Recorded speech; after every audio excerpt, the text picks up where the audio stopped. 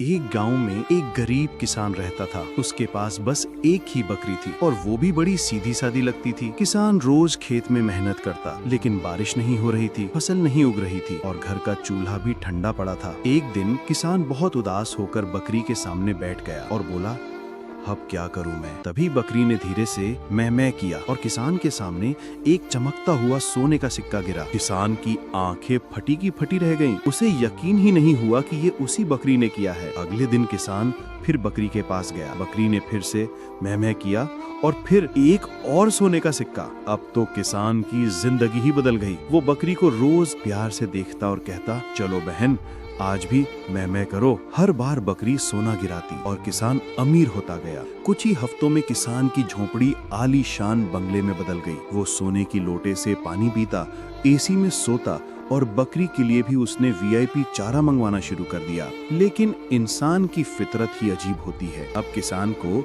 एक सिक्का कम लगने लगा। उसने बकरी से कहा, अब एक नहीं 2 गिराओ, तुम तो जादुई हो ना। पर बकरी चुप रही। किसान गुस्से में चिल्लाया, अरे करना मैं। लेकिन इस बार बकरी ने कुछ नहीं किया। अब ना तो सिक्का गिरा न जादू चला। धीरे धीरे किसान फिर से वही गरीब बन गया। पुरानी झोपड़ी में वापस आ गया। वो बकरी अब भी उसके पास थी, पर वो जादू